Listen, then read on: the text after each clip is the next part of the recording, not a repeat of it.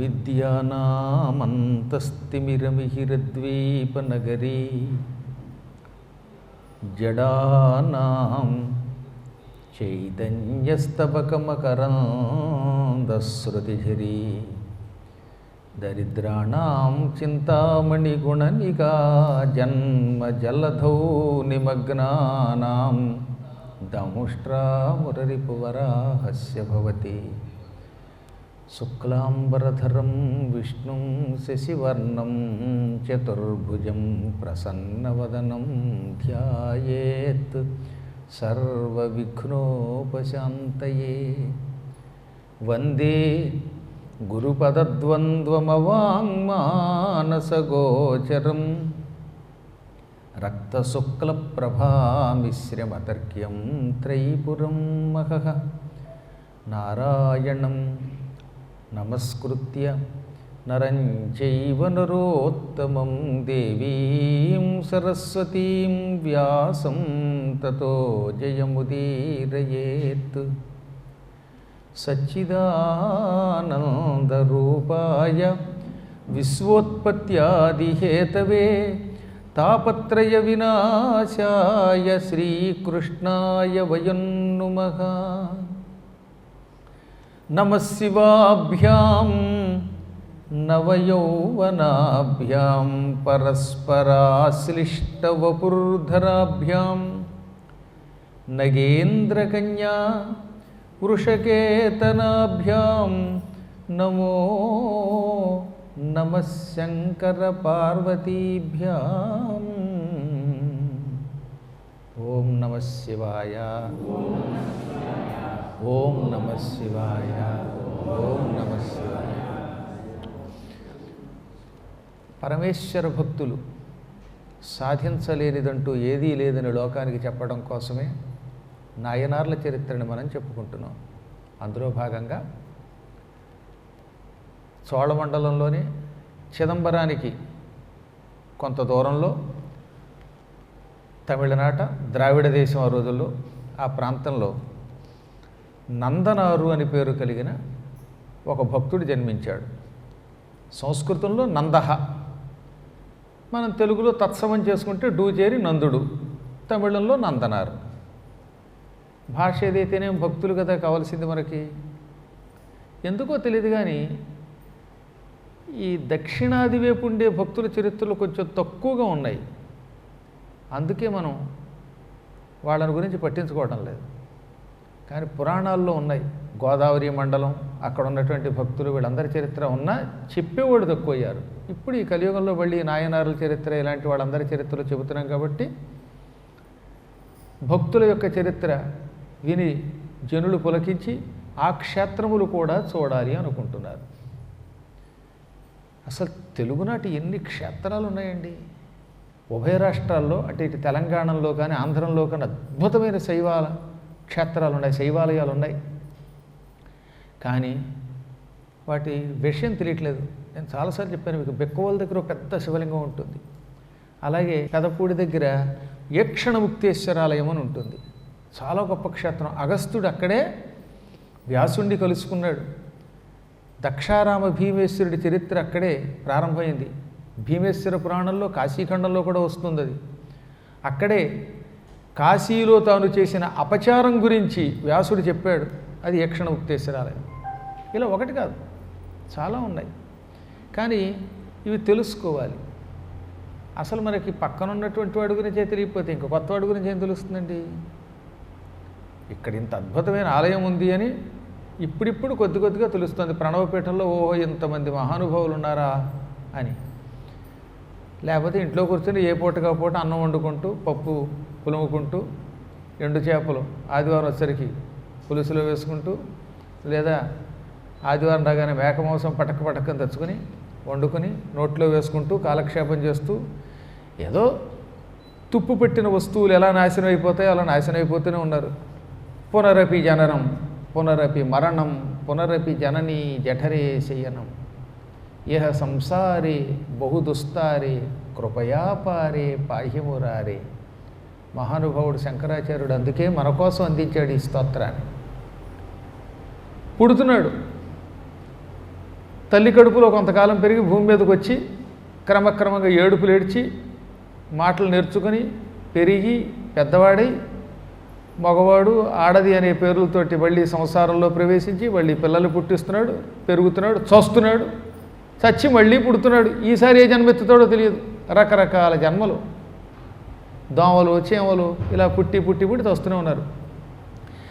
తెల్లవారుతుంది, మళ్ళీ రాత్రి అవుతుంది, మళ్ళీ నిద్రపోతాం, మళ్ళీ తెల్లవారుతుంది, మళ్ళీ రాత్రి అవుతుంది. పగలు రేయి అలా నడుస్తూనే ఉంటాయి. కాలచక్రం దొల్లిపోతూనే ఉంది. మన ఆయువు క్షణక్షణం నశించిపోతూనే ఉంది. అయినా ఇంతమందిలో ఒక్కడికైనా జ్ఞానోదయం అవుతుందా అని ఆశ్చర్యపోయాడండి ఆయన. ఇంతమంది జనులు ఉన్నారు కదా, రేయింబవళ్ళు నడుస్తున్నాయి, కాలం వెళ్ళిపోతుంది, శరీరాలు వెళ్ళిపోతున్నాయి. ఈ పిచ్చివాళ్లలో ఎంతమంది ముక్తి కోసం తప్పిస్తున్నారు, ఎంతమంది పరమాత్మ సేవతో ఆనందం పొందుతున్నారు, ఎంతమంది ఈ పురాణాదుల మీద ఆసక్తి చూపిస్తున్నారు. ఎంతో పవిత్రమైన దేశంలో ఒక పరమ పవిత్రమైన వైదిక ధర్మంలో పుట్టి అదే విడిచిపెట్టి భ్రష్టులైపోతున్నారు కలియుగంలో. చూశారో లేదో? గొప్ప గొప్ప వాళ్ళండి ఈ దరిద్ర మతాల్లోకి వెళ్ళిపోతున్నారు, చేజేతులనే పడిపోతున్నారు. ఇదే కలిప్రభావం అనమాట. చాలా భయంకరమట అది. ఈ దరిద్రం నుంచి బయటపడడానికే శ్రీమన్నారాయణుడు కల్కి అనే అవతారం ఎత్తబోతున్నాడు. ఆ అవతారం ఎప్పుడు చూస్తామా అని నేను కూడా తహతహలాడిపోయి రోజు భగవంతుడికి అభిషేకం చేస్తున్నాను. ఒక్కసారి కత్తి దూసాడంటే చాలు, ఇక ఆ దెబ్బతో ఈ పాపాత్మల తలలన్నీ తెక్కింద పడిపోతాయి.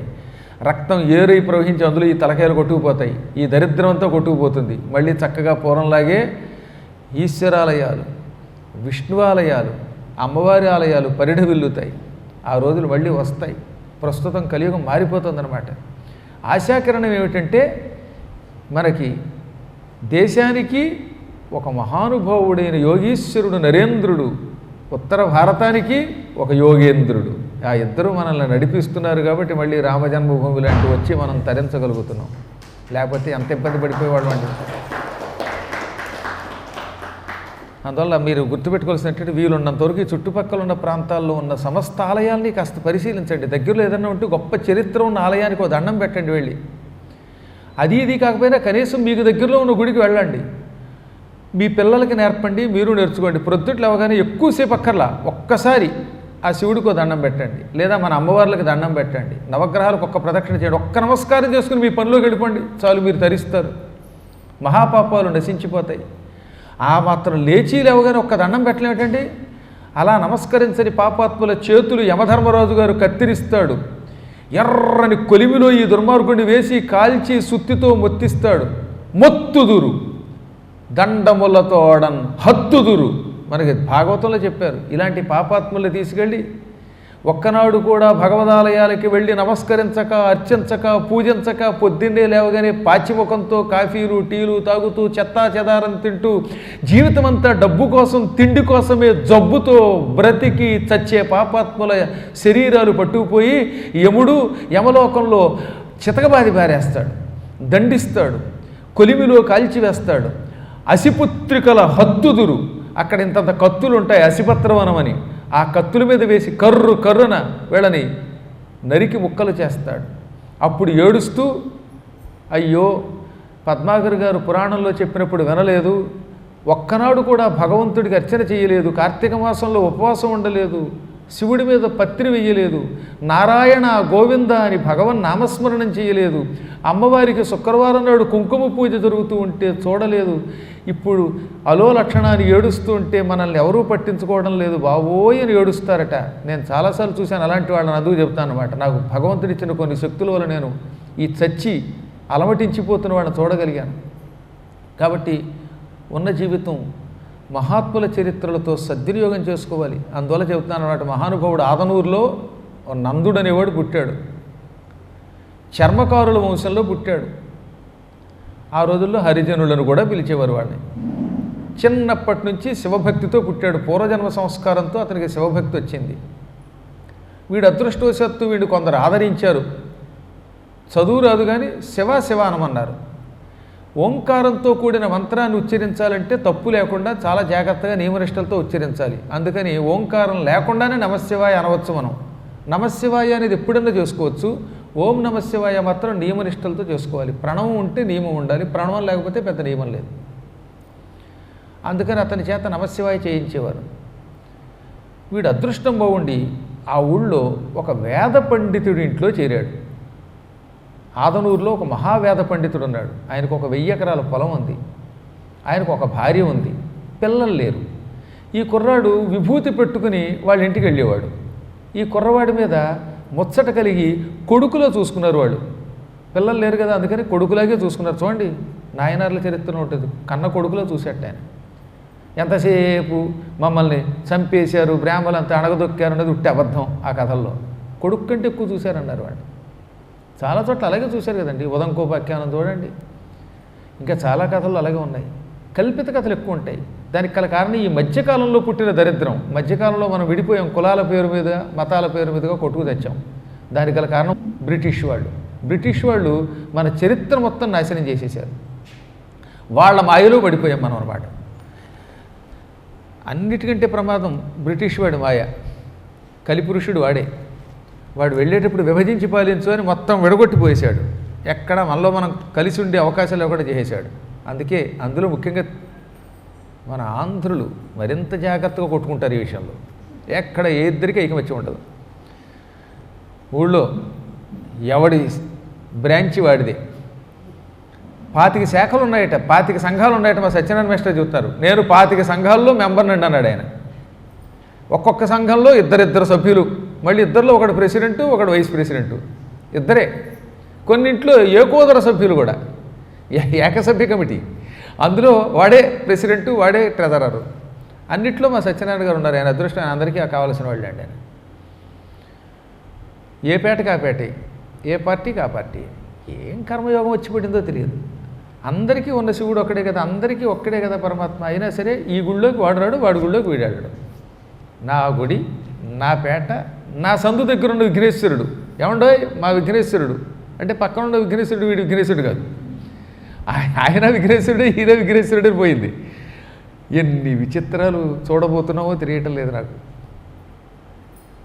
అందువల్ల ఇవన్నిటికీ మూల కారణం బ్రిటిష్ వాడి మాయ. ఆ దృష్టిలో పెట్టుకోండి. ఇప్పటికైనా బుద్ధి తెచ్చుకొని అందరూ కలిసి ఉండండి. ఈ విషయంలో నేను చాలాసార్లు చెప్పాను కదా, ఎక్కువ భాగం ఐకమత్యంతో ధర్మకార్యాలు నడుపుతున్నటువంటి వాళ్ళల్లో చాలామంది శిష్యులు అన్ని ప్రాంతాల్లో ఉన్నారు. ఫస్ట్ ప్రిఫరెన్స్ మాత్రం నేను హైదరాబాద్ వాళ్ళకి ఎందుకు ఇస్తానంటే వాళ్ళకున్న శక్తి వేరు, వాళ్ళ విధానం వేరు. నేను వాళ్ళని చూసి ఉన్నాను. ఇక్కడ మంచివాళ్ళు ఉన్నారు, కానీ ఇక్కడ నలుగురికి 2 పార్టీలు ఉన్నాయి. అందువల్ల ఏంటంటే ఆ 4 పార్టీలు లేకపోలేదు. మా హైదరాబాద్ శిష్యుల దగ్గర అది లేదు. అందున ముఖ్యంగా మా ఉప్పల్ పార్టీ వాళ్ళు ఉన్నారే, మీరు ప్రాంతీయం అనండి ఇంకోటి అనండి ఏమనుకోండి, సత్యం ధర్మం చెప్పడం గురువు లక్షణం ఏమండి. వాళ్ళల్లో లోపల లేదు కాబట్టి లేదని చెప్తున్నాను. నేను చెప్పాను కదా చాలాసార్లు, వీళ్ళందరినీ ఓ సంఘంగా ఏర్పడమనగానే వత్తిపర్తి పద్మాకర సంఘం అని అక్కడ ఏర్పడ్డారు. దాదాపు చాలామంది ఉన్నారు. అందులో ఒక 100 మంది మాత్రం గ్యారంటీగా గుడి బడికి ఎడతారు. అసలు వీళ్ళు ఎటువంటి మనుషులు అండి వీళ్ళు. గుడి బడి అంటే ప్రాణం ఇచ్చేయటమే. ఆ పూట అక్కడ ఏం చేయమంటే చేయటమే. గడ్డి పీకంటే గడ్డి పీకుతున్నారు. కొండలు ఎక్కారు. నేను వెళ్ళాను స్వయంగా, అప్పుడప్పుడు వెళ్ళి పరిశీలిస్తూ చూస్తూ ఉంటాను, దగ్గర ఉండనమాట. అమాయక భక్తులు, కల్మషం తెలియదు వాళ్ళకి. చూశారు కదా వాళ్ళు. మాట పెద్ద గొప్ప మృదువుగా ఉండదు, కానీ మనస్సు వెన్నపోస. అలా ఉండాలి భక్తులు అంటే. ఇలా పొగట్టడం యొక్క ఉద్దేశం గురువుగారు ఆశీర్వదించడమే తప్ప పక్షపాతం కాదు. అది మాత్రం గుర్తుపెట్టుకోండి. ఒకవేళ మీకు బాధ కలిగితే బాధ కలగవచ్చు కాక, గురువుగారు ఏమిటి ఇలా అంటున్నారు ఏమిటని అప్పుడు మీరు కూడా ఆ స్థాయికి వెళ్ళడం కోసం చెబుతాను అన్నమాట. కాబట్టి చెప్పొచ్చేది ఏంటంటే, పరమభక్తితో శ్రద్ధతో ఉంటే గురుకటాక్షం వస్తుంది, హరకటాక్షం వస్తుంది, హరికటాక్షం వస్తుంది. చెప్పింది చెప్పినట్టు చేయండి రా, చేస్తే మిమ్మల్ని రక్షించే భారం నాదన్నాడు పరమాత్మ. నేను చెప్పినట్టు చేయతాలు, ఆ తర్వాత మిమ్మల్ని రక్షించే భారం నాది. నువ్వెన్ని చెప్పినా నాది నేనే చేస్తాను అంటే నేను రక్షించలేను. నేను ఎందుకు రక్షిస్తాను? నేనే కదా, ఎవడో రక్షించడు. నేను రక్షించడం అంటే ఇక్కడ నేనని కాదు, ఆ మాట చెప్పిన పరమాత్మ మాట చెప్తాను నేను. ఇక్కడ పద్మాకర్ గారి కష్టమా కృష్ణుడి మాట చెబుతాను. సర్వధర్మాన్ పరిత్యజ్య మామేకం శరణం వ్రజ అహం త్వా సర్వపాపేభ్యో మోక్షయిష్యామి మా శుచ. సర్వధర్మములు విడిచిపెట్టు, ఇక నువ్వు అన్నీ విడిచిపెట్టాయి. మాం నన్ను, ఏకం ఒక్కణ్ణి అంటే నన్ను ఒక్కణ్ణి, శరణం వ్రజ శరణు కోరుకో, నన్నే పట్టుకో. అహం నేను త్వా నీ యొక్క సర్వపాపేభ్య సర్వపాపముల నుండి త్వాం అంటే నిన్ననమాట నిన్ను అన్ని పాపముల నుండి విముక్తుడి చేస్తాను. మోక్షయిష్యామి అంటే పాపాల నుంచి నీకు విముక్తి ప్రసాదిస్తాను, నువ్వేం భయపడదు, నిశ్చింతగా ఉండన్నాడు అంతే. అందుకే అర్జునుడు అన్నీ విడిచిపెట్టి కృష్ణుడిని పట్టుకున్నాడు. అసలు కృష్ణుడిని పట్టుకోవడం వల్లే కదా ఆయన జీవితంలో ఎన్ని కష్టాలు వచ్చినా అలా అలా వెళ్ళిపోయాయి. క్షణాల్లో ఆయన్ని రక్షించాడు. సైంధవుడిని చంపగలిగాడంటే శ్రీకృష్ణ పరమాత్మ ఆయనకి అభయం ఇచ్చాడు కాబట్టి. అలా ఉండాలి మనం. ఈ కుర్రవాడికి అదృష్టం ఏంటంటే చెప్పాను కదా, ఆ వేద పండితుడు దొరికాడు, ఆయన భార్య దొరికింది, వాళ్ళకి పొలం ఉంది, సంపద ఉన్నది, కానీ పిల్లలు లేరు. ఈ కుర్రాడు విభూతి పెట్టుకుని రావడంతో ముచ్చట కలిగింది. చిన్నపిల్లలు విభూతి పెట్టుకుని వస్తే చాలా ముచ్చటగా ఉంటారండి. అలాంటి పిల్లల్ని చాలా ప్రేమగా చూస్తారు పెద్దలు. గురువుగారు నమస్కారం అంటాడు. ఇక్కడ కుర్రాడు ఉన్నాడు మాకు. అసలు ఆ కుర్రవాడిని చూస్తే అంత ముచ్చటేస్తుంది మీకు. మరి అదనమాట, పిల్లలకి చిన్నప్పటి నుంచి ఆ భక్తి రావాలి, ఆ చురుకుతనం రావాలి. చందు కదా వాడు. గురువుగారు నమస్కారం, గుడ్ మార్నింగ్, గుడ్ ఈవినింగ్ అన్నాడంటే వాడిని ఎత్తుకోకుండా ఎవడన్నా ఉండగలడా? పిల్లలకి పెద్దలు ఇచ్చిన సంస్కారం. వాళ్ళు పెద్దవాళ్ళు గొప్పవాళ్ళు. ఒరే గురువుగారు కనపడుతున్నారు, నమస్కరించంటున్నారు, గుళ్ళోకి వెళ్ళి అంటున్నారు, పెడుతున్నారు. వాళ్ళు ఆడుకుంటూ పాడుకుంటూ గురుభక్తితో హాయిగా ఉంటూ ఉంటే ఈ పీఠమంతా కళకళలాడిపోతుంది. పిల్లలకి అలా నేర్పండి. పిల్లలంతా ఆడుకోవాలి, పిల్లలు చదువుకోవాలి, పైకి రావాలి, గురుభక్తితో ఉండాలి, భగవద్భక్తి నేర్చుకోవాలి, సంస్కారం నేర్చుకోవాలి. ఇది కేవలం పెద్దల గొప్పతనం. అది పెద్దలు గొప్పవాళ్ళు అయితేనే పిల్లలు అలా తయారవుతారు. పిల్లలకి మనం రౌడీజం మనమే నేర్పుతున్నాం, కర్రిచ్చి కత్తిచ్చి, అవునా? కానీ అక్కడ అదృష్టం వాడికి వాడి తల్లిదండ్రుల సంస్కారము వాడి సంస్కారము అలా వచ్చింది. రోజు విభూతి పెట్టుకుని దండం పెట్టి ఆ పెద్దల దగ్గర చేరగానే ఆ బ్రాహ్మడు ఆయన భార్య ఈ కుర్రవాడికి రోజు ఇంత అన్నం పెట్టేవారు. వాళ్ళు తిన్నాక ఏదైనా పని ఉంటే చెప్పేవారు. వీడు అన్నాడు, నేను మీ దగ్గరే పని చేస్తానండి, ఇంకెక్కడ చేయను అన్నాడు. అప్పుడప్పుడు వీళ్ళు చెప్పే పురాణములు శ్రద్ధతో వినేవాడు. వినగా వినగా వీడికి శివుడి మీద భక్తి దృఢమయ్యింది, శివుడి మీద ప్రేమ పెరిగిపోయింది. అందుకని శివుడి దగ్గరికి వెళ్ళాలనుకున్నాడు. ఆ కాలంలో చిదంబరేశ్వరుడు అంటే చాలా గొప్పవాడు, అక్కడికి వెళ్ళాలి అనుకున్నారట. చిదంబరేశ్వరుడు నటరాజస్వామి ఆకాశలింగం, అక్కడ ఆ అద్భుత లింగాన్ని చూడాలి, చిదంబర రహస్యం తెలుసుకోవాలి, నటరాజును చూడాలి అని పౌరాణికులు చెబుతూ ఉంటే వీడికి దృఢమైన భక్తి ఏర్పడింది. తరచుగా అయ్యగారండి నన్ను చిదంబరం పంపండి అనేవాడు. ఈయన మాత్రం వద్దు అనేవాట. భార్యకు అనుమానం వచ్చింది, ఏమండి వీడి కుర్రవాడు ఇంత భక్తుడు, మీకు ఎంతో సేవ చేస్తున్నాడు, మన పొలం కూడా పని చేసి పెడుతున్నాడు, మీరు కూడా కొడుకులో చూస్తారు, అయినా ఎందుకని వాడిని చిదంబరం వెళ్ళవద్దంటున్నారు? వాడిని చిదంబరం వెళ్ళవద్దు అనడంలో చిదంబర రహస్యం ఏమైనా ఉందా? లేక వాడి జాతిని దృష్టిలో పెట్టుకుని వెళ్ళనివ్వడం లేదా అంది ఆవిడ. ఎంత మాటనో, జాతినే దృష్టిలో పెట్టుకుంటే కొడుకులను అరుగు మీద ఎందుకు కూర్చోబెట్టుకుంటాను, నా ఇంట్లోకి ఎలా రానిస్తాను, వాడు నాకు కొడుకే. కానీ నాకు అసలు రహస్యం తెలుసు. వీడింట్లో వాళ్ళంతా చిదంబరం వెళ్ళిన తర్వాత చిదంబరేశ్వరులో కలిసిపోయారు ఇదివరకు. వీడికి కూడా ఒక్కసారి చిదంబరం పెడితే ఇక వెనక్కి తిరిగి రాడు, చిదంబరేశ్వరుడిలో కలిసిపోయే యోగం ఉంది. వీడి జాతకం నాకు తెలుసు, వీడు నుదురు చూశాను. ఒకసారి చిదంబరం వీడు వెళ్ళాడా ఆ శివుడి దగ్గర తన్మయుడై ఉంటాడు. 2 రోజులకో 3 రోజులకో మొత్తం మీద చిదంబరేశ్వరులో కలిసిపోతాడు. ఇక ఆ తర్వాత వాడు మనకు కనపడ్డు. వాడి మీద నాకేమో పుత్ర వ్యామోహం, వాడు లేకపోతే నేను ఉండలేను. వాడు చిదంబరులో కలిసిపోయి వాడు ముక్తి పొందుతాడు, కానీ నేను ముక్తి పొందదు, వాడు లేకుండా ఉండలేను, అందుకని వెళ్ళనివ్వడం లేదన్నట్టండో. ఇప్పుడు విషయం అర్థమైంది ఆయన అంత గొప్పవాడు. కేవలం ఈ కుర్రవాడు స్వామిలో ఐక్యమైపోతాడు, ఐక్యమైపోతే ఇక కనపడ్డని అందుకని వెళ్ళనివ్వడం లేదు. దీన్ని చిత్రీకరించి వాడి జాతిని దృష్టిలో పెట్టుకుని వెళ్ళవలేదని కొంతమంది మార్చారు. నిజానికి నాయనార్ల చరిత్రలో అలా లేదు. పాపం కుర్రాడికి తెలియదు, రోజు శివుడి మీద ఇంకా ఇంకా ఇంకా మనసు పడేవాడు. వెళ్ళాలి వెళ్ళాలి వెళ్ళాలి యజమాని పంపడం. చివరికి శివరాత్రి రాబోతున్నది. మరి కొద్ది రోజుల్లో శివరాత్రి వస్తున్నారుగా ఒక రోజున వచ్చి వీడు, అయ్యగారు ఏమైనా సరే నేను చిదంబరం పెడతానండి, ఈసారి అనుమతి ఇవ్వవలసిందే అని కాళ్ళు గట్టిగా పట్టుకుని ఏడ్చాడు. ఆయనకి జాలి వేసింది. ఇప్పుడు ఆయనకి పెద్ద గొడవ ఏంటంటే, ఎగదీస్తే గోహత్య, దిగదీస్తే బ్రహ్మహత్య అన్న సామెత ఉంది. పూర్వం ఒక ఆయన చేతిలో కత్తి ఎత్తాడు, ఆ కత్తి ఇలా పైకెత్తాడు, ఇంకొంచెం వెనక్కంటే వెనకున్నటువంటి గోవు చచ్చిపోతుందిట. అలాగని ముందుకు అందామంటే సరిగ్గా కత్తికి ఎదురుగుండో బ్రాహ్మడు ఉన్నాడు. ఇలా అన్నా అలా అన్నా ఏదో హత్య జరుగుతుంది. ఏం చేయాలి ఇప్పుడు? ఎగదీయాలా దిగదీయాలా? పోనీ కత్తి పక్కన పారేయడానికి వీలు లేకుండా వాళ్ళిద్దరూ ఖచ్చితంగా కత్తి అంచు దగ్గర ఉన్నారట, అంత దగ్గరగా ఉన్నారట, కథలనివ్వకుండా అయ్యింది. అందుకని అప్పటి నుంచి ఎగదీస్తే గోహత్య, దిగదీస్తే బ్రహ్మహత్య అన్న సామెత పుట్టింది. ముందు నొయ్యి వెనక గొయ్యి, ఎటువైపు చూసినా అంతే, గొయ్యి నొయ్యి. బాగా ఆలోచించాడు ఈయన. శివుడి దగ్గరికి వీడు పెడితే ఇక నాకు దక్కడం, అందులో సందేహము లేదు. వెళ్ళనివ్వకపోతే ఒక భక్తుణ్ణి శివుడి దగ్గరికి వెళ్ళనివ్వకుండా చేసిన పాపం పట్టుకుంటుంది. శివరాత్రికి శివలింగ దర్శనానికి వెడతానని ఎవడైనా అడిగితే వద్దు అన్నవాడు కూడా మహాపాపాత్రుడు అవుతాడు, వాడు రుద్ర పిశాచం అవుతాడు. గుర్తుపెట్టుకోండి. మీ ఇంట్లో ఎవరైనా శివరాత్రి వేళ సత్యధర్మేశ్వరుడికి అభిషేకం చేసుకుంటాం వెడతామంటే వద్దు ఇంట్లో పడుండి అన్నారా, ఇక నెక్స్ట్ మీరే పిశాచాలన్నమాట. హే హే హే హే అని విఠలాచార్య సినిమాల్లో పిశాచాలా తయారవుతారు. ఇక అక్కడి నుంచి తల్లకిందులుగా వెళ్ళాడుతూ ఉంటారు. పడేదా పడేదా అని ఆ చెట్టు మీద పడుకుని పడరు, కింద ఉండరు, నానాయాతన పడిపోతారు. అందుకని ఇప్పుడు దీనికి పెద్ద సమస్య వచ్చింది అన్నమాట. ఇప్పుడు పంపితే కుర్రవాడు కనపడడు, పంపకపోతే నేను పిశాచమైపోతాను. ఇప్పుడు ఏం చేయాలి? వాట్ హ్యాస్ టు డూ అని ఇంగ్లీష్లో అనుకున్నాడు. ఆయనకు అన్ని లాంగ్వేజెస్ వచ్చు. చివరికి ఒక ఆలోచన తట్టింది. అమ్మయ్య అనుకున్నాడు. వెళ్ళొద్దనకూడదు, వెళ్ళమనకూడదు. దానికి ఏమిటి? ఆయనకి 1000 ఎకరాల పొలం ఉంది కదా. ఒరేయ్, తెల్లవారేలోపు ఈ 1000 ఎకరాల పొలము దున్నేసి అందులో నీరు పెట్టి మొక్కలు నాటేస్తే, వరి మొక్కలు నాటేస్తే అప్పుడు నేను చిదంబరం పంపుతాను రా అన్నాడు. ఇది మానవ మాత్రుడు చేస్తాడా? 1000 ఎకరాలట.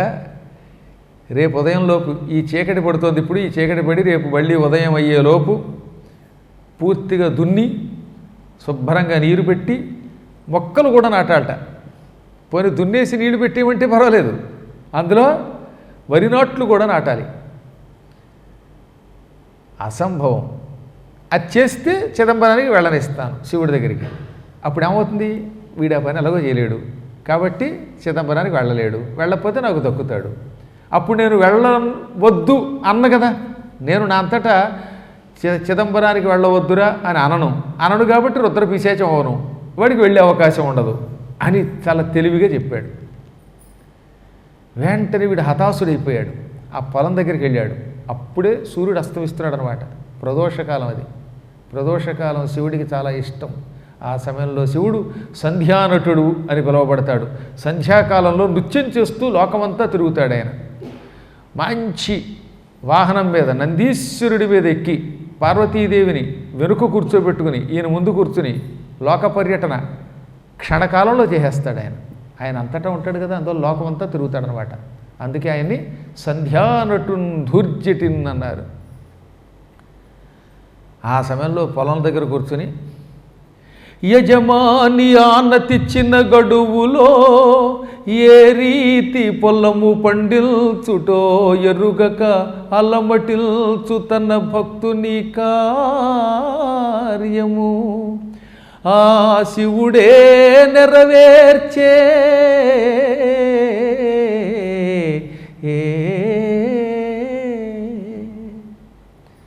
యజమాని ఇచ్చిన సమయంలో, అంటే కేవలం ఒక 12 గంటల సమయం ఉంది ఇంచుమించుగా.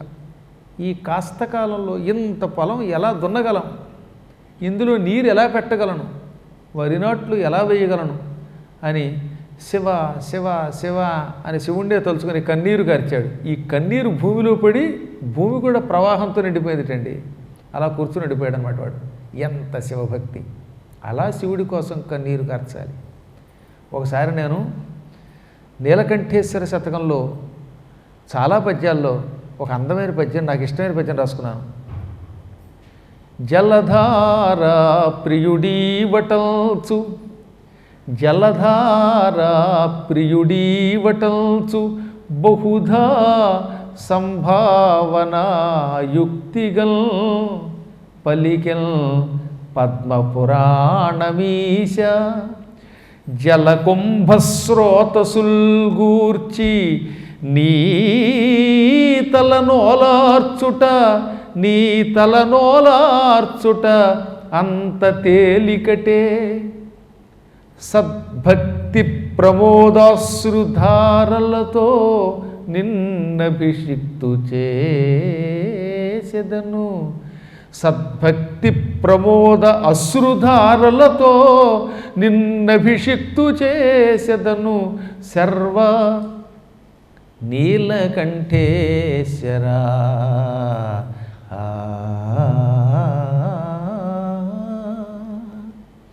ప్రభు. పద్మపురాణం జలధారాప్రియ శివ అంటోంది. శివుడు జలధారాప్రియుడు. అలా నీరు ధారగా పోస్తూ ఉంటే ఆ ధారతో అభిషేకం చేయించుకుంటూ ఆనందం పొందుతాడు. అందువల్ల నీళ్ళు ఎంత పోస్తే అంత ఆనందపడతాడు. ఈ పంచదార పెరుగు అక్కర్లేదు ఆయనకి, ఏదో కొద్దిగా చాలు ఎప్పుడన్నా ఏ పద్మేశ్వరుడికో, కానీ ఎక్కువ నీరే పొయ్యాలి. అలా కొండలకు కొండలు నీరు పోస్తూ ఉంటే ఆ జలధారతో సంతృప్తి పొందుతాడు. అందుకే జలధారాప్రియ శివ అన్నారు. ఎంతో భక్తితో చెప్పింది పద్మపురాణం. కానీ కొండలకి కొండలు నీళ్లు తీసుకొచ్చి గంగాదేవిని జటాజూటంలో పెట్టుకున్న నీ తలని తడపడం ఎవరి వల్ల అవుతుంది అన్నాను నేను. ఆయన నెత్తి మీద గంగ ఉంది, గంగ జటాజూటంలో పెట్టుకున్న వాడిని ఎన్ని కొండల నీళ్లు పోసి సంతోష పెట్టగలమండి. కాబట్టి జలకుంభ స్రోతసుల్ అంటే నీటితో నిండిన కొండలతో ప్రవాహం కింద నీళ్లు పోయలేను నేను, ప్రవాహం కింద నీరు పోసి అభిషేకం చేయలేను. అందున మా శివుడు చాలా ఎత్తుగా ఉంటాడు. అందువల్ల ఆయన్ని ఎలా అభిషేకం చేసి ఆనంద పెడతాం? కష్టం కదా. నీ తలని ఈ నీటి ప్రవాహంతో నింపడం చాలా కష్టం, నిన్ను ఆనంద పెట్టడం కష్టం. మరి ఏం చేయను? నీరు తేలేను, కొండలు పోయలేను, చేతులు లాగుతాయి. దానికి ఒకటే మార్గం, నిన్ను చూడగానే ఆనందంతో నా ఒళ్ళు పులకించిపోతుంది, భక్తి పెరిగిపోతుంది. మామూలు భక్తి కాదు, సద్భక్తి. ఈ సద్భక్తి వల్ల ప్రమోదం, ఆనందం కలిగింది. సద్భక్తి వల్ల ఆనందం కలిగి ఆనందంతో ఏమవుతున్నాయి? బాష్పాలు వస్తున్నాయి, కన్నీరు వస్తోంది. అది సద్భక్తి ప్రమోద అశ్రుధారలతో. సద్భక్తి వల్ల నీ మీద నాకు కలిగిన ఆనందము వల్ల కారుతున్న నీటి ధారలతో నిన్ను అభిషేకం చేసి నిన్ను ఆనంద పెడతాను. ఇంతకంటే నేనేం చేయలేను. సర్వ నీలకంఠేశ్వర. ఇందులోనే ఉంది చమత్కారం. ఎంత భక్తి లేకపోతే నీకు ఆనందం కలుగుతుంది, ఎంత ఆనందం రాకపోతే కన్నీరు ఆయనకు అభిషేకం చేయడానికి కావలసినంత వస్తుందండి. చెంబు నీళ్లు కనీసం పోస్తే కానీ ఆయనకు అభిషేకం చేయలేము. నీకు చెంబుడు నీళ్లు రావాలంటేనే బోలెడంత ఆనందం వచ్చేయాలి. అటువంటిది కొండల నీరుతో అభిషేకానికి బదులుగా కన్నీటి ధారలతో ఏకధాటిని అభిషేకం చేయాలంటే ఎంత భక్తి, ఎంత ఆనందం రావాలి, ఎన్ని నీళ్లు కారాలి అంటే ఇంక వాడు తన తాను మరిచిపోయి శివుడిని చూసి అలా బాష్పధారలు కారుస్తూనే ఉండాలన్నమాట. అంత భక్తి నాకు ఇమ్మని చెప్పడం అనమాట ఆ పద్యంలో గొప్పతనం. నిజంగా నీలకంఠేశ్వర శతకం ఇప్పటికి కూడా ఆలోచిస్తే నేను రాశానా అనిపించటంలా. నేను రాయాల, నా చేత శివుడు రాయించాడు. 1987లో చదువుకుంటున్న రోజుల్లో రాశానండి. ఇది 87లో రాసిన మాట. ఆనాటికి నూనూగు వేషాలు సన్నగా ఉండే, బుజ్జి వేషాలు వస్తూ ఉండే అటువంటి రోజుల్లో రాసిన పద్యాలు. అందమైన పద్యాలు, అందులో ప్రతి పద్యం ఒక ఆణిముత్యం. ఈసారి తాత్పర్యంతో పాటు ప్రింట్ చేస్తున్నారు మన సత్సంగంలో. ఆ పుస్తకం మీ అందరూ కూడా కొని 10 మందికి పంచిపెట్టి రోజు ఒక్కొక్క పద్యం చదవండి. మీ ఇంట్లో శివుడు ఉండకపోతే అడగండి. మీకు కూడా అపూర్వమైన భక్తి రాకపోతే, ముక్తి రాకపోతే అప్పుడు అడగండి. నన్ను శ్రద్ధతో చదవండి. ఎప్పుడు వస్తుందో లేదో ఒకసారి సత్సంగ సభ్యుల్లో ఎవరో ఒకరిని అడగండి. ఏ జితేంద్రనో, అశోక్నో, లేకపోతే జగదీష్ గారినో అడగండి, వచ్చేస్తుంది తొందరలో. కాబట్టి ఎందుకు చెప్తానంటే, పాపం ఇతనికి శివుడి మీద ఉన్న భక్తి వల్ల వెళ్ళలేకపోతున్నాను అనుకోవడం వల్ల కన్నీళ్ళు వచ్చాయి. అది ఆనందమో విషాదమో తెలియదు. రెండింటి వల్ల వచ్చిన బాష్పాలు, ఆ బాష్పాలు పొలంలో పడ్డాయి. పొలంలో ఒక భాగం తడిసిపోయింది. ఆకాశంలో పెడుతున్న శివుడు చూశాడు. యజమాని గడువు ఇచ్చిన ఈ కాస్త సమయంలో ఇంత పొలం ఎలా పండించాలి, ఎలా దున్నాలని అలమటించిపోతున్న ఈ భక్తుడిని చూచి పార్వతీదేవి అంది, ఏమండి ఆ పిల్లాడు అంత అలమటించిపోతున్నాడు, అమాయకుడు, చర్మకారుల వంశంలో పుట్టిన పరమభక్తుడు వాడు, రవిదాసు మొదలైనటువంటి వాళ్ళ కోవకి చెందినవాడు, వీడిని అనుగ్రహించరా, వీడికి చిదంబరం వచ్చే అవకాశం ఇవ్వరా అంటే, చిదంబరం వస్తే వాడికి నాలో కలిసిపోతాడు, మన కైలాసానికి వస్తాడు. వాడు కైలాసానికి వచ్చేస్తే వాడు లేక విరహంతో బెంగతో వాళ్ళ యజమాని గారు ఏడుస్తున్నాడు. అటు యజమాని భక్తుడే, వీడు భక్తుడే. అందుకే ఇంతకాలం ఉపేక్షించాను. ఇక నువ్వు కోరేవుగా, అమ్మవారు కోరాక కాదంటావా? ఎప్పుడైనా పక్కన వైఫ్ ఒక్కసారి అలా లైఫ్ ఇచ్చినవిడ చూసిందంటే భర్త పని చేయవలసిందట. మంచి భర్త అంటే ఎవరు అంటే వైఫ్ గట్టిగా అడిగితే చేసి పెట్టేటటువంటి వాడు. అలా చేసి పెట్టాడా వాడు మంచి భర్త. లేదా భార్యకు మండిపోయి ఎప్పుడో నైఫ్తో ఓ పోటు పొడిచిందంటే ఇక తర్వాత వీడికి లైఫ్ ఉండదు. కాబట్టి ఏది ఏమైనా పార్వతీదేవి మాట ఎప్పుడు శివుడు కాదండు, శివుడి మాట పార్వతీ కాదందు. అందుకే వాళ్ళిద్దరిని వాగర్ధముల వలె కలిసి ఉన్నారన్నారు. మాటకి అర్థం ఉంటుంది కదా, మాట ఉంటే అర్థం, అర్థం ఉంటే మాట ఉండవలసింది. అలా వాక్కు అర్థం కలిసినట్టుంటారు కాబట్టి వాగర్ధావివ సంపృక్తౌ, వాక్కు అర్థముల వలె కలసిమెలసి ఉండేటటువంటి వాళ్ళు పార్వతీ పరమేశ్వరులు.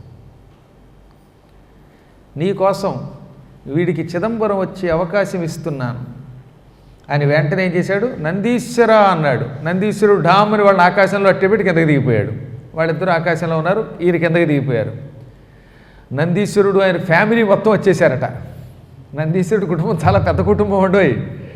మొత్తం 1,00,000 ఎడ్లు గోవులు అన్నీ వచ్చాయి. గంటలో దున్నేసాయి మొత్తం. ఈయన పాప స్పృహ కోల్పోయి కింద పడి ఉన్నాడు, వాడికి ఏం తెలియదు నందుడికి. ఒక గంటలో మొత్తం 1000 ఎకరాలు దున్నేశారు వాడు. మరి ఇప్పుడు నీళ్ళు ఎలా పెట్టాలి? శివుడు ఇలా అన్నాడు తల. ఆయన తల మీద ఏముంది? గంగ. ఆ గంగ ఢామ్ ఢామ్ అని కిందకి దిగింది. గంగ అభంగధారలతో పడిపోయింది. వెంటనే మొత్తం దున్నిన పొలం అంతా బురద బురద అయిపోయింది, నీటితో నిండిపోయింది. ఎంత వర్షం పడినా అలా అవదు. అలా గంగాధారతో నింపేశాడు ఆయన. పైగా గంగాధార అది, మీరు మామూలు నీరు కూడా కదా, గంగాజలం, ఆకాశ గంగాజలం, శివజటాజూట గంగాజలంతో ఆ పొలం అంతా నిండిపోయింది. ఆ తర్వాత మరి ఇప్పుడు నాట్లు వేయాలి. గంటలో దున్నడం అయింది, గంటలో పొలం తడవడం అయింది. ఇప్పుడు వరి నాట్లు ఎవరు వేస్తారు?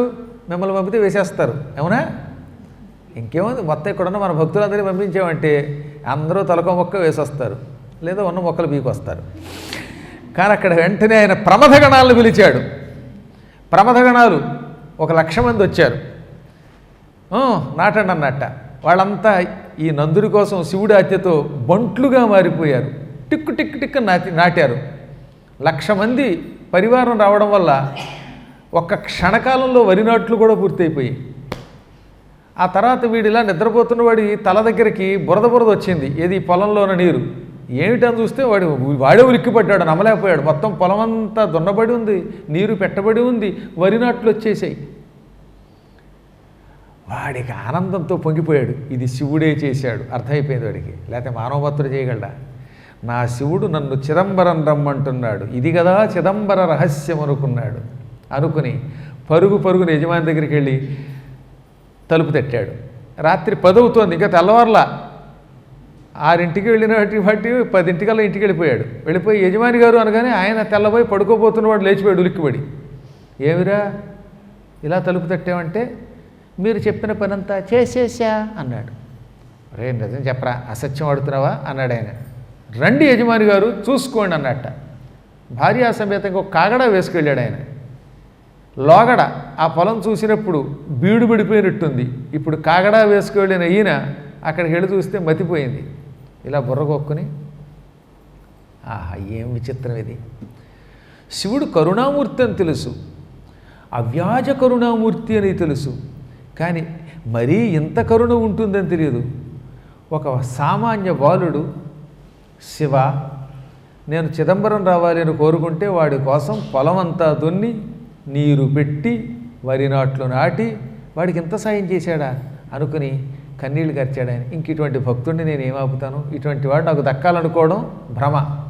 ఈ పుణ్యాత్ముడు మోక్షమే పొందని శివుడే నన్ను అనుగ్రహిస్తాడు అనుకుని, నాయన నన్ను క్షమించి వెళ్ళిరారా బాబు, పెద్దవాడిని కనుక నమస్కరించలేకపోతున్నాను, కానీ నీ భక్తికి కాళ్ళకి దండం పెట్టాలనిపిస్తోంది, పొమ్మన్నట్ట. ఇంకేముంది, మహావేగంగా పరిగెత్తాడు. దాదాపు 100 మైళ్ళ దూరంలో ఉంది చిదంబరం. అక్కడ కాదనూరుకి తక్కువేం కాదు. అంటే కరెక్ట్గా ఎంత డిస్టెన్స్ కొలిచి చెప్పలేము అనుకోండి, అవన్నీ ప్రయాణం చేస్తే తెలుస్తాయి. ఆ కాలం వేరు, ఇప్పుడు వేరు. ఇంక వెంటనే బయలుదేరిపోయాడిన. పరుగున పోయను చిదంబరానికి భక్తుడు నందుడు ఆత్రమున. మహావేగంగా పరిగెత్తుకెళ్ళాడు. చిదంబరం వెళ్ళాడు. ఆ రోజు తర్వాత రోజే శివరాత్రి అనమాట. తీరా అక్కడికి వెళ్ళేసరికి ఓ భక్తులంతా మహావేద పండితులు అటు ఇటు తిరుగుతున్నారు. వీడికి సిగ్గేసింది. నేను చూస్తే జుగుప్సా శరీరంతో ఉన్నాను, వీళ్ళు మహాత్ములు, వీళ్ళని ముట్టుకుంటే ఏమవుతుందో అనుకుని దూరంగా ఉన్నాడు. అప్పటికి కొంతమంది అన్నారు, మా శివుడికి అదేం లేదు, వీరశైవం పరిఢవిల్లుతున్న కాలం కదండి, అప్పుడు లేదు, అసలు అందరినీ శైవంలోకి మార్చిన రోజులు అవి, పర్వాలేదు దండం పెట్టుకో అన్నారట. కొంతమంది ముందుకు తోశారు. శివరాత్రికి ముందు, శివరాత్రి రోజు, శివరాత్రి తర్వాత ఈ 3 రోజులు చిదంబరంలోకి అడుగు పెట్టడం చాలా కష్టం అండి. ఆ రోజుల్లోనే, ఇప్పుడు ఇంక చెప్పక్కర్లేదు అనుకోండి, ఇప్పుడు అసలు ఆదివారం శనివారం వస్తేనే గుళ్ళోకి వెళ్ళాం, అంత జనం పెరిగిపోతున్నారు. ఆ రోజుల్లో విపరీతంగా ఉండేవారు జనం. ఆ జనమందరూ ఉండడం వల్ల శివుడు కనపడలేదు. అసలే శివుడు చిదంబరేశ్వరుడు సరిగ్గా కనపడ్డు. ఈ జనం తప్పుకున్నప్పుడు అక్కడ నందీశ్వరుడు అడ్డం వచ్చాట. నందిగారు అడ్డం వస్తున్నారు, శివుడు కనపట్లేదు. తీరా నంది దగ్గర నుంచి కొమ్ముల్లో చూద్దామంటే జనం తోసేస్తున్నారు అని బెంగ పెట్టుకున్నాడు. వెంటనే నందీశ్వరుడు ఈయన కోసం పక్కకి తప్పుకున్నట్టు, ఇప్పటికి కూడా నందీశ్వరుడు పక్కకి తప్పుకుని కనపడతాడు ఈయన కోసం. అక్కడ మాత్రమే నంది కొంచెం పక్కన ఉంటాడు, సరిగ్గా శివుడికి ఎదురుకుండా ఉంటాడు కదా నంది, అక్కడ మాత్రం ఈయన కోసం ఓహో భక్తుడా నేను అడ్డం ఉన్నానా అని పక్కకి తప్పుకున్నట్ట. ఇప్పుడు ఈయనకి శివుడు స్పష్టంగా కనబడ్డాడు. భగవంతుడు ఎటువంటి వాడు ఇప్పుడు అర్థమైందా మీకు?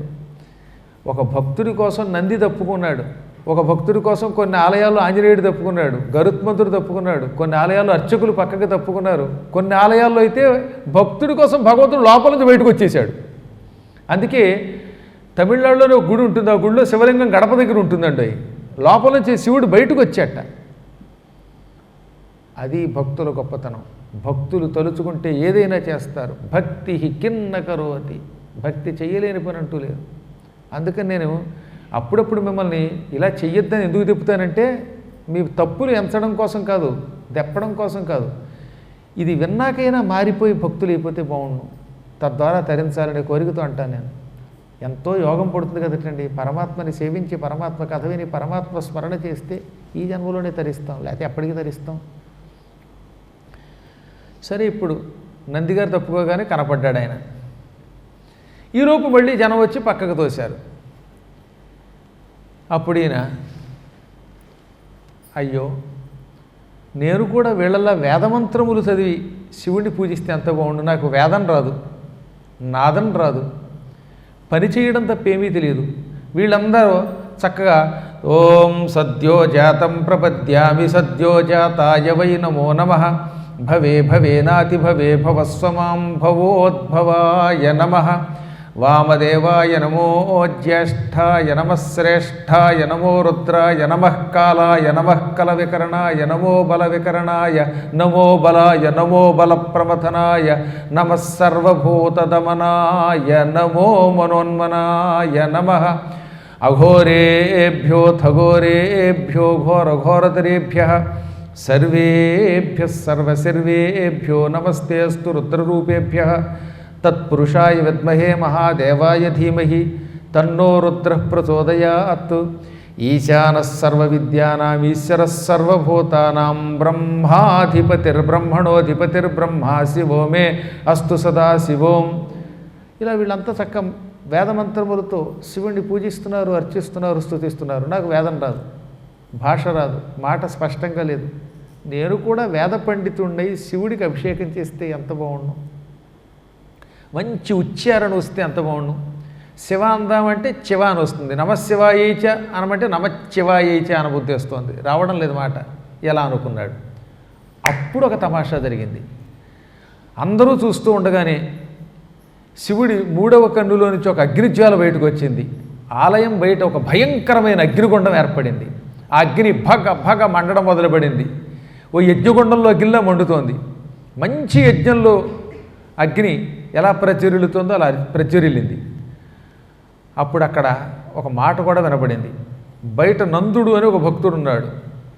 నేను చెప్పానని చెప్పి అతన్ని అగ్నిగుండంలో ప్రవేశించమనండి అన్నాడు శివుడు. వెంటనే అర్చకులు భక్తులు బయటకు వచ్చి ఎవరు నందుడు అనగానే నేనేనండి అన్నాడు. ఒరి నువ్వేనా కుర్రాడా, శివుడు నీకోసం ఈ అగ్నిగుండం ఏర్పాటు చేశాడు, నువ్వు ఇందులో ప్రవేశించాలట, అందులో దూకుతావా, సాహసం ఉందా అన్నాడు. శివుడు దూకమంటే దూకకుండా ఉంటానా అని ఢామ్మని దూకేశాడు అందులోకి. ఆయన దూకడంతో తమాషా జరిగింది. వీడు అందులో పడ్డాడు, అగ్ని చల్లారిపోయింది, వీడి శరీరం అప్పటి వరకు నల్లగా నిగనిగలాడుతున్నది ఇప్పుడు బంగారపు రంగులోకి వచ్చేసింది. వాడికి మంచి గుండు, వెనక ఒక పిలకు వచ్చింది, చెవుల్లోకి పుష్పాలు వచ్చాయి, విభూతి వచ్చింది, చెవులు కుండలాలు వచ్చాయి. చూస్తూ ఉండగా ఒక శివ ద్విజుడిగా మారిపోయేటవాడు ఏకంగా.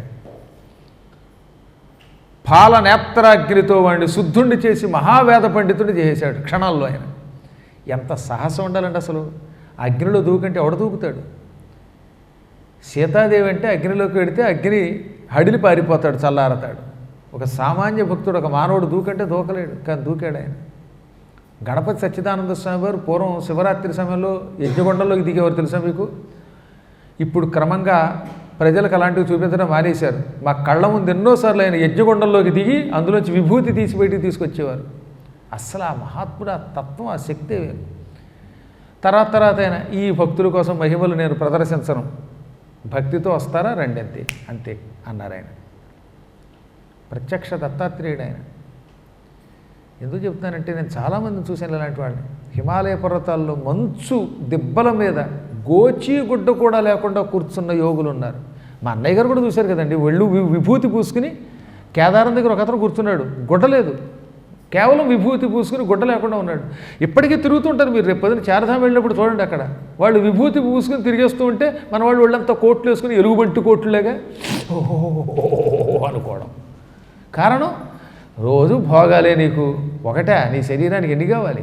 పొద్దున్న కాఫీ, మధ్యాహ్నం టిఫిన్లు, మధ్యాహ్నం ఏంటి పొద్దున్నే 3 సార్లు టిఫిను, 4 సార్లు కాఫీ, మళ్ళీ భోజనాలు. నిమిషానికి కొట్టి తిండి మీద వ్యామోహం తప్ప భగవంతుని మీద ఎక్కడుంది కనుక, అసలు సాధన ఎక్కడుంది కనుక. గట్టిగా 1 గంట కూర్చుని భగవద్ ధ్యానం చేస్తున్నావా, జపం చేస్తున్నావా, ఎప్పుడు చూసినా వాట్సాప్, గూగుల్ను. దాంతో నీ చెవులుకున్న పోగులు తెగిపోవో, పేగులు తెగిపోవా. పరమనిష్ట, పరమభక్తి ఉంటే ఈ శరీరాన్ని మనం జయించగలుగుతాం. ఏమైతే దవుతాం, మేము నీ దగ్గరికి వస్తాం అనాలి. అనాలంటే నీకు సాహసం కావాలి, భక్తి కావాలి, దార్ఢ్యం కావాలి. అలా ఉంది కాబట్టి నేను గంగలోకైనా దూకగలుగుతాను, ఏ క్షేత్రానికైనా వెళ్ళగలుగుతాను. ఇన్ని యాత్రలు చేశానంటే అదే కారణం. అందరూ బాబోయ్ అని భయపడిపోయి ముక్కులు గుడ్లు కట్టుకుని ఇంట్లో కూర్చున్న రోజుల్లో కూడా మేము వెళ్ళిపోయాం యాత్రకి. హాయిగా అక్కడ కూర్చొని జపం చేసుకున్నాం. మాకు తుమ్ము రాలేదు, దగ్గు రాలేదు, జలుబు రాలేదు. కానీ ఇంట్లో కూర్చున్నటువంటి వాడు చాలామంది డామని వెళ్ళిపోయారు. అలాగని ఇప్పుడు మిమ్మల్ని అజ్ఞానంతో వెళ్ళమన్నాను, ఆ స్థాయి కావాలంటున్నాను.